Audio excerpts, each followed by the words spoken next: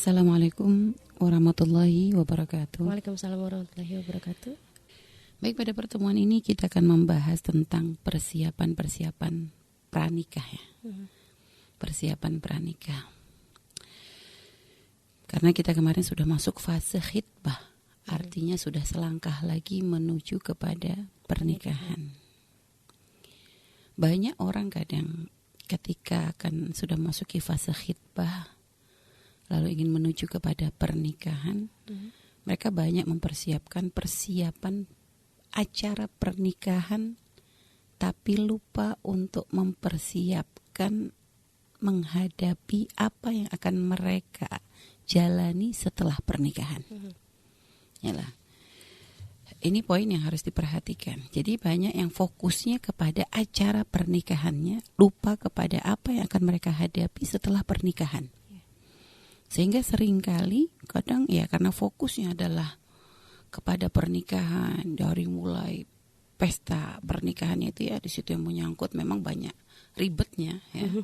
Dari mulai acaranya seperti apa, bikin gaunnya, makanannya, tempatnya, ini itu dan sebagainya. Sehingga kadang menjadikan mereka itu begitu selesai pernikahan, banyak yang kadang dikagetkan dengan apa yang mereka hadapi setelah pernikahan itu tadi.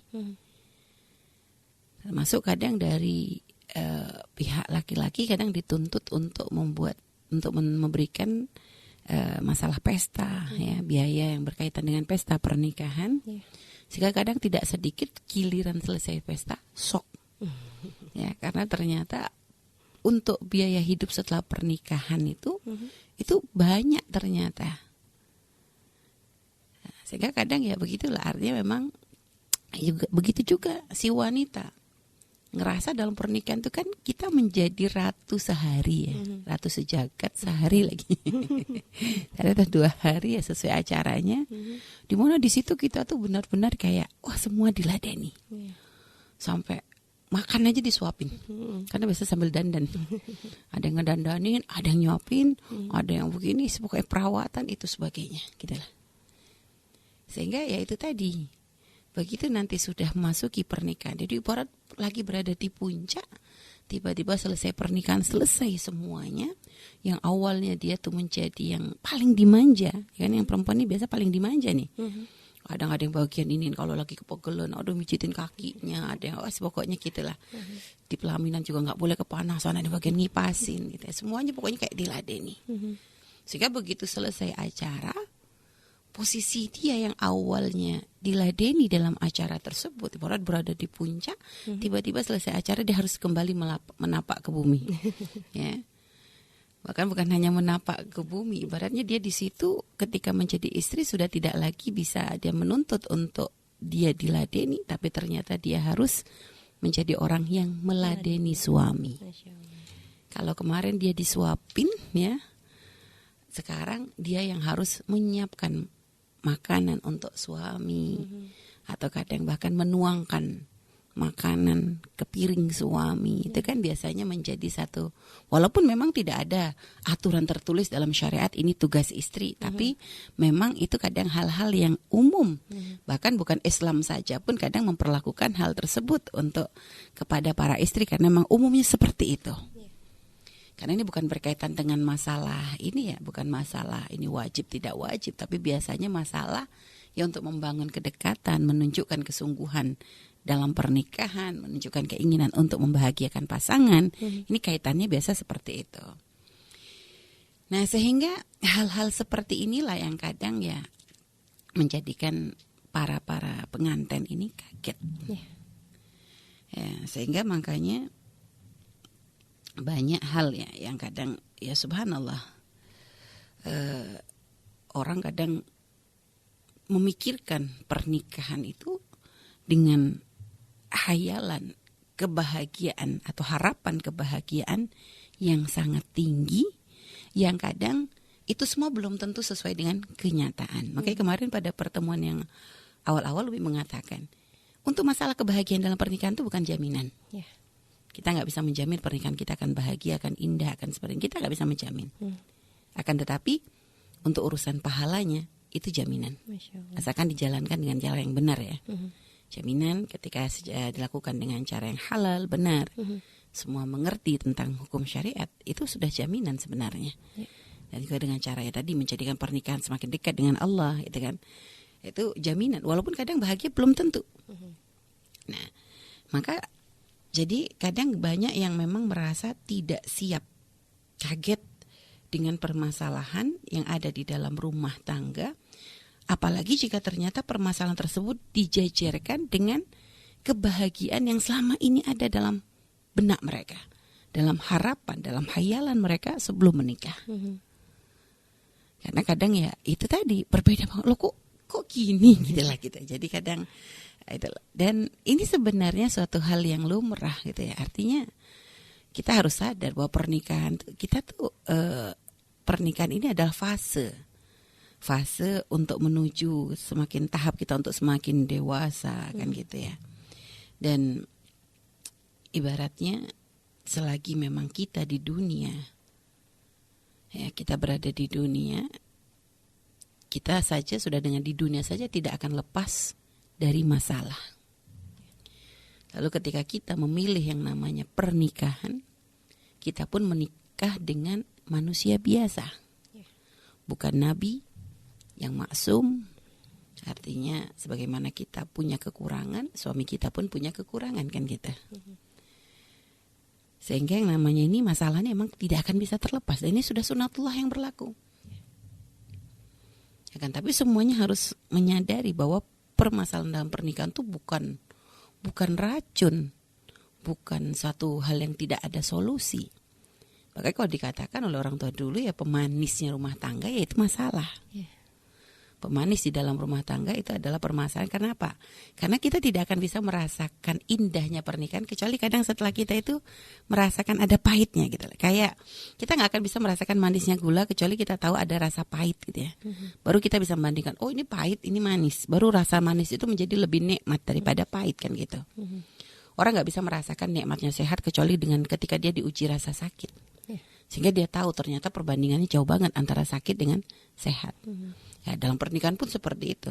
Dalam pernikahan ya kita tentu senang dengan keindahan, kebahagiaan yang kita dapat di dalam pernikahan. Tapi ketahuilah, ketika di situ ada masalah, ternyata kok kita bisa melewatinya, menyelesaikan permasalahan dengan cara yang baik, maka kita akan merasakan kebahagiaan yang lebih besar lagi. Nah, maka dari itu persiapan untuk memasuki pernikahan itu jangan hanya stop di acara pernikahannya. Kita harus memikirkan persiapan-persiapan untuk nanti memasuki pernikahan tadi. Hal apa sih? Dari mental kita, keterampilan kita, persiapan zahir ini dan sebagainya. Sehingga makanya mungkin ada persiapan zahir, kadang si wanita sebelum nikah itu kan ya pengen memberikan yang terbaik untuk suaminya nanti. Juga kadang ada perawatan badan lah, diet ketat lah, pokoknya ya salon bolak-balik lah itu ya. Itu kan termasuk persiapan karena pengen menyenangkan pasangan.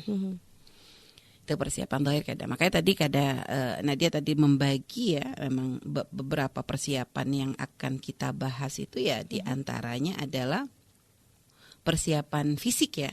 Fisik ya itu tadi termasuk ya kayak perawatan ya, yang bahkan mungkin yang ngerasa kulitnya kurang putih diputih-putihin dulu gitu ya, pakai lulur dan sebagainya, kurang wangi diwangiin, pokoknya pengen memberikan yang terbaik semuanya.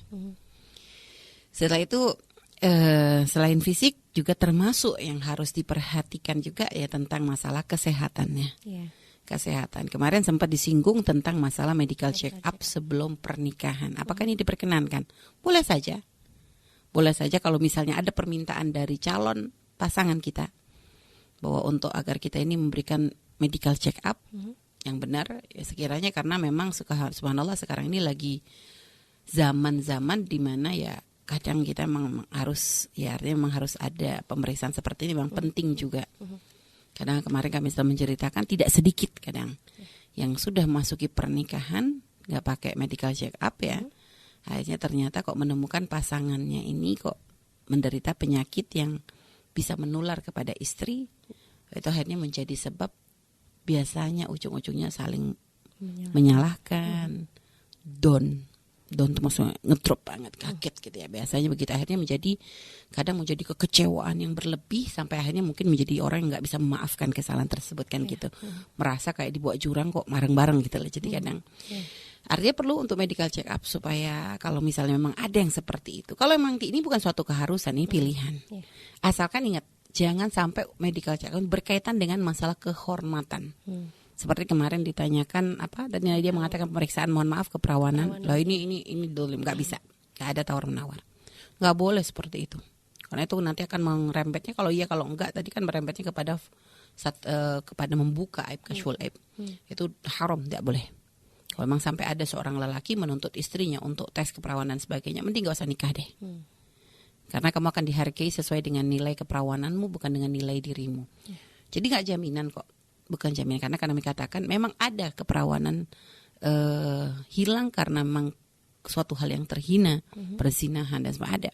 Tapi ada juga kadang keperawanan hilang bukan karena hal seperti itu. Seperti tadi kita katakan ada kasus karena jatuh. Bahkan kita pernah mendengar karena naik sepeda ada, gitulah. Jadi sangat mungkin ya, sangat mungkin. Jadi kita nggak boleh. Artinya kalau kita sudah memilih seorang wanita untuk menjadi istri, kita berprasangka baik kepadanya. Kalau memang ternyata ibaratnya yaitu kalau memang tidak perawan, jangan langsung menghubungkan bahwa ini pasti karena perzinahan. Ada ketika kita sudah siap menerima dia menjadi istri, jangan langsung kecurigaan kamu berarti nggak perawan dulu atau gimana. Naudzubillah, itu kan lelaki hina. Artinya ya jelas dia sudah menjadi pasangan dan itu pilihanmu gitu loh. Ibarat kayak kita sudah telanjur beli barang ya. Kalau kita beli barang gitu kan ya, kadang ada barang yang memang nggak bisa dibalikin kan gitu ya. Artinya ya kamu sebelum nikah ya gimana ini dulu kan gitu kan. Kamu kan kadang harus meriksa dulu. Makanya kemarin kita katakan ta'aruf itu kan. Ta'aruf dengan cara yang benar, bukan ta'aruf kamu periksa uji coba dulu, naudzubillah, bukan. Beda dengan ini ya. Kalau memang kadang kan kalau barang juga kan kadang ada yang kayak nggak bisa dicoba gitu kan. Ada yang kadang sudah dalam kemasannya kan gitu, tertutup kemasannya sehingga kadang ya kita harus siap dengan segala resikonya kan gitu. Membuka ya membeli kan gitu. Sehingga ya kalau sudah ada bahasa membuka ya membeli ya sudah. Hanya kalau ternyata nggak sesuai ya sudah, kita harus terima kan gitu. Nah, itu makanya tadi kesiapan fisik itu penting ya. Fisik, menjaga kesehatan ini sebagainya karena ingin memberikan yang terbaik untuk pasangan ya. Dan juga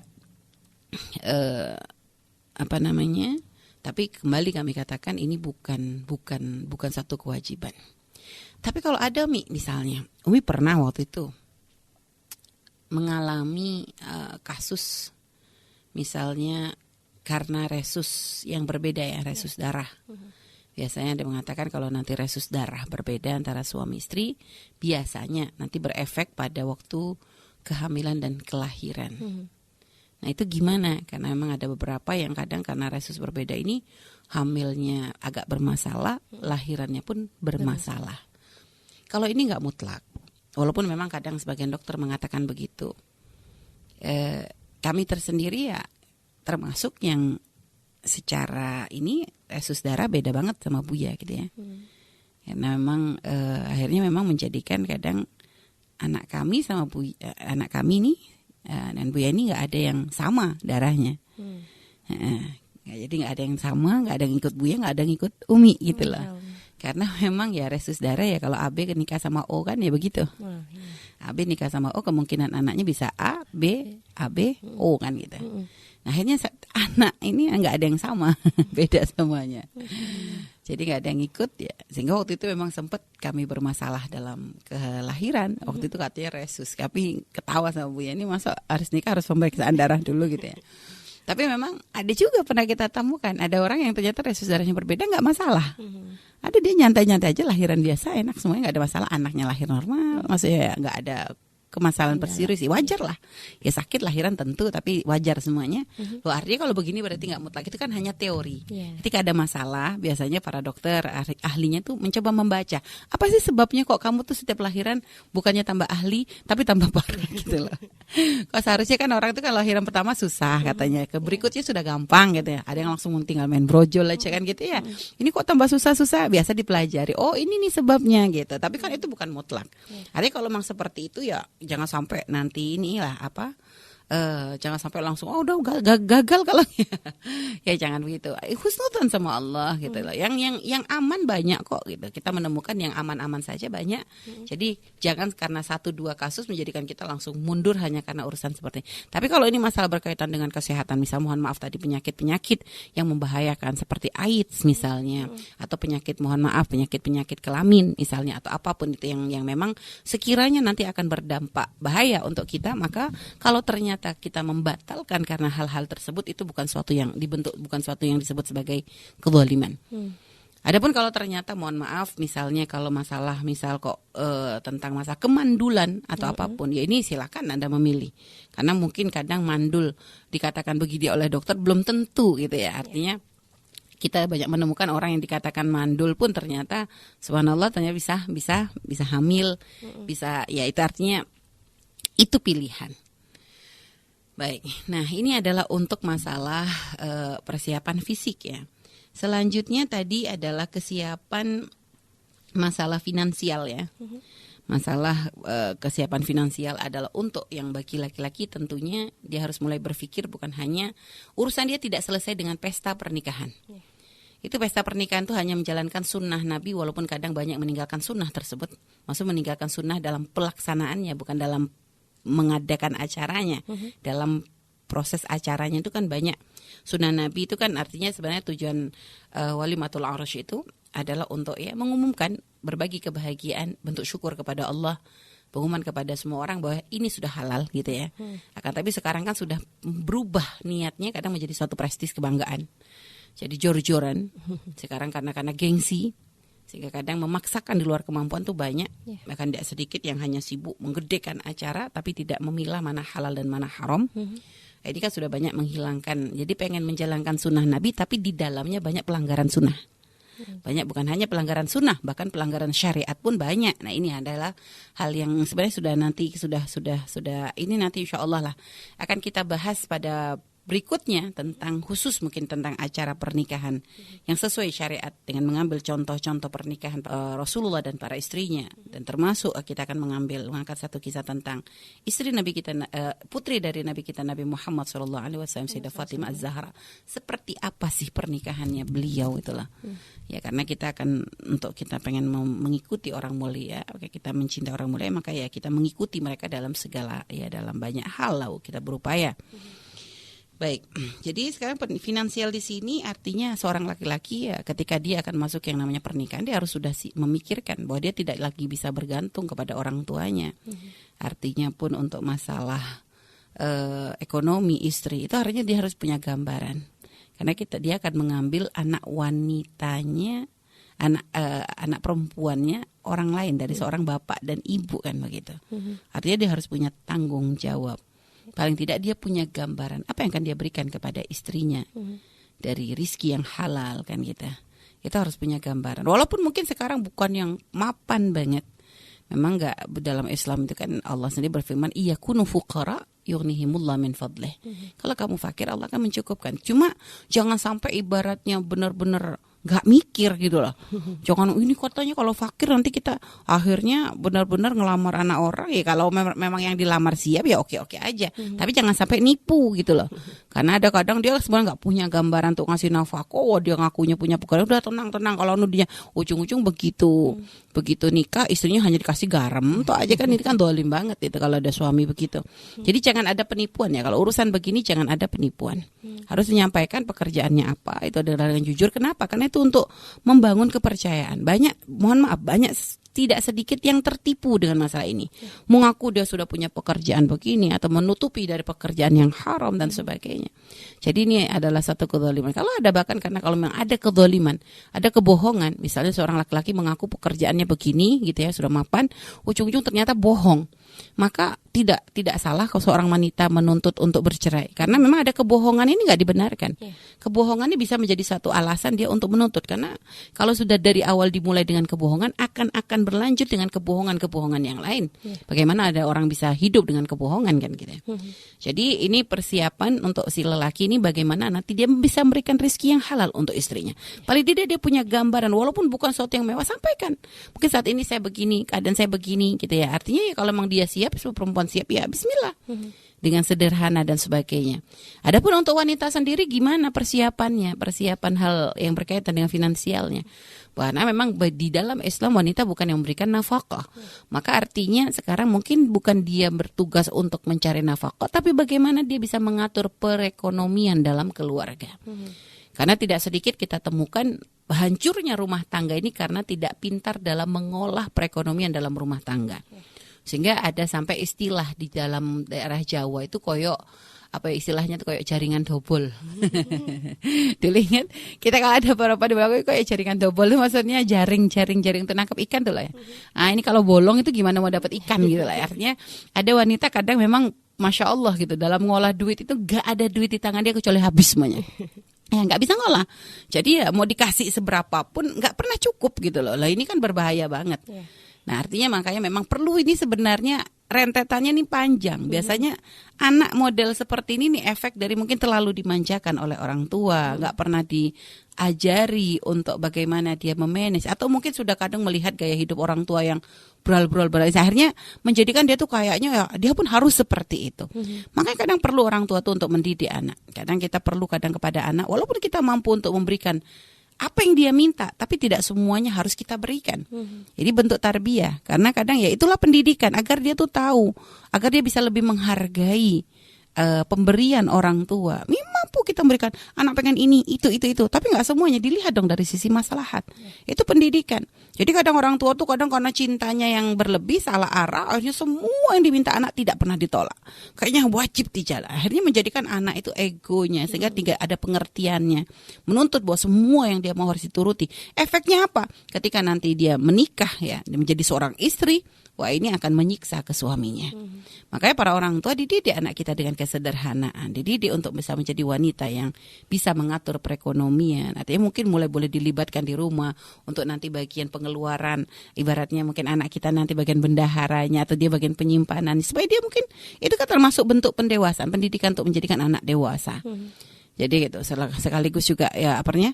Jadi supaya nanti ketika dia menikah dia sudah punya gambaran. Oh seperti ini ibu tuh kalau di rumah begini. Oh, ada duit ini disisihkan untuk ini, ada duit ini disisihkan begini gitu lah. Jadi paling tidak ngerti, paling tidak cara berbelanja yang benar tuh gimana. Jangan kalau misalnya pengen stoknya lebih banyak, lebih murah. Oh ini berarti belanjanya jangan sembarangan. Ini kadang memang perlu loh ya. Karena kadang ada orang tuh belanja yang penting cepet lah gitu. Sehingga kadang udah belanja tuh nggak pakai lihat-lihat harga, sudah langsung ya walaupun kita mampu gitu gak salah kok kalau kita itu berlaku sederhana, memilih mana yang paling ini. Kalau misalnya ini bagus cuma harganya beda, ya ambillah yang bagus tapi harganya mungkin lebih ringan. Lah ini jadi walaupun suamimu kaya pun bukan langsung mentang-mentang begitu kamu udah langsung main tarik, oh tenang, gesek nih gak akan habis sampai 7 turunan. Ya, kalau seandainya memang mungkin uangmu gak akan habis, tapi pun ternyata seandainya kamu tuh bisa lebih pintar dalam memilih barang, tentu nanti kelebihannya bisa kamu sodakohkan, kan begitu. Jadi jangan dengan kesombongan. Jadi biasanya kalau sudah belanja nggak pakai ini itu karena ada kesombongan. Ini loh nunjukkan kalau aku mampu. Jangan bangga di saat kita ternyata bisa membeli semua barang dengan tanpa melihat harga dan sebagainya dan kita mampu. Tapi ternyata kita bisa membeli untuk kesenangan kita tapi nggak bisa berbagi dengan orang lain, itu bukan kebanggaan. Karena ternyata yang kita beli pun tidak akan bisa kita bawa ke alam kubur kok. Yang kita banggakan kekayaan atau kemampuan kita nggak bisa menyelamatkan kita dari neraka kok kalau kita nggak punya bekal cukup gitu. Sekarang berbanggalah di saat kita ternyata dengan kesederhanaan kita ternyata kita masih mampu berbagi untuk orang lain loh, itu loh. Jadi jangan salah dalam melihat kebanggaan. Jadi kadang orang bangga hanya karena megang kartu yang limit yang nggak ada limitnya itu. Ya, megang kartu nggak ada limitnya, bangganya main gesek sehingga kadang membeli sesuatu yang nggak dibutuhkan, nggak perlu dan sebagainya, hanya untuk buang uang. Padahal seandainya dia sodako kan berapa banyak pahala yang bisa dia dapatkan gitu ya. Jadi ada orang berpikir pendek. Makanya para akhwat ini muliakan Allah Subhanahu Wa Taala. Belajarlah menjadi akhwat yang cerdas ya. Makanya dari sekarang yang belum menikah nih, ayo persiapan untuk mulai memikirkan mengatur perekonomian gimana, cara belanja yang murah itu seperti apa. Nah, enggak nanti kalau misalnya menikah pun, dan ini nanti berkaitan dengan keahlian yang berikutnya, nanti masa keterampilan ini nanti kan kita bahas ya. Intinya ini nih perlu ya mengatur perekonomian, memikirkan bahwa nanti ya dia akan mendapatkan tanggung jawab untuk mengatur itu semuanya, pengeluaran ini sebagainya. Maka perlu berlatih dari sebelum pernikahan. Belanja murah di mana, terus nanti kira-kira kalau nanti dia berumah tangga, kan paling tidak sudah ada obrolan ya sebelumnya, suami kerjanya apa, dari situ kan kita punya gambaran, oh nanti ada keperluan untuk ini, ada keperluan untuk air, ada keperluan untuk itu dan sebagainya. Nah, ini semua harus terus mulai dipersiapkan supaya nanti ketika menikah gak sampai kaget gitu loh.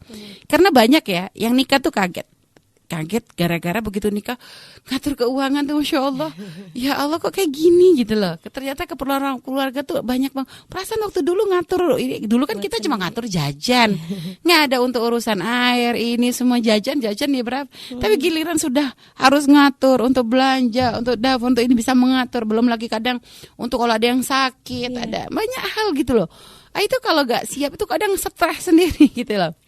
Stres banget gitu, ya Allah, ternyata berat banget gitu. Makanya ini kesiapan ini paling tidak untuk meminimalisir kekagetan kita gitu ya, sehingga nanti menjalaninya pun akhirnya lebih nyaman gitu. Kita tuh sudah, ini termasuk hal yang harus kita pelajari. Walaupun mungkin persiapan kita pun belum tentu menjadikan bahwa kita tuh pasti nanti akan sukses, setelahnya belum, bukan jaminan. Nah, itu artinya cuma paling tidak kita tuh sudah tidak terlalu kaget gitu ya. Paling tidak sudah paham. Memang sudah tahu gitu kan. Nah, makanya kadang perlulah sering duduk dengan orang tua, wahai anak-anak yang soleha. Sebelum nikah jangan hanya fokus bikin gaun ya dan nyebar undangan. Lebih fokusnya tuh duduk dengan orang tua. Apa sih yang akan kamu hadapi ketika akan menikah gitu ya.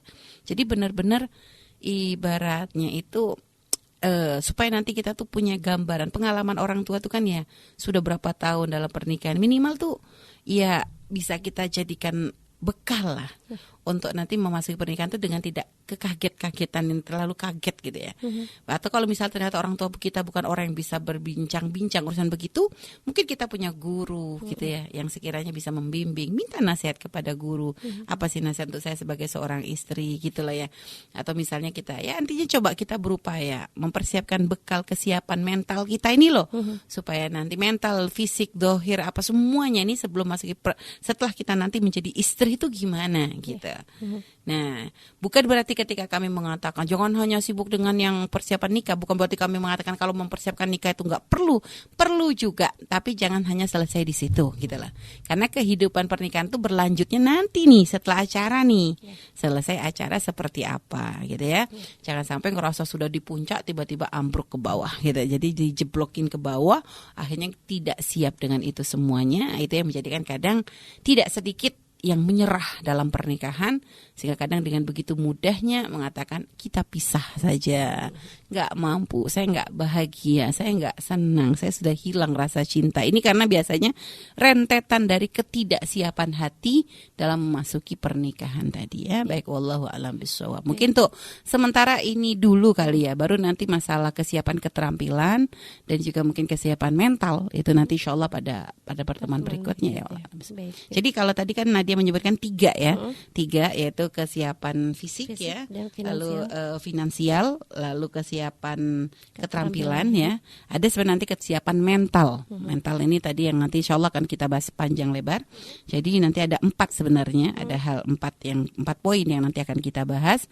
Hanya pada saat ini kita bahas 2 dulu, baru nanti 2 berikutnya adalah pertemuan-pertemuan yang lain. Wallahu a'lam bishawab.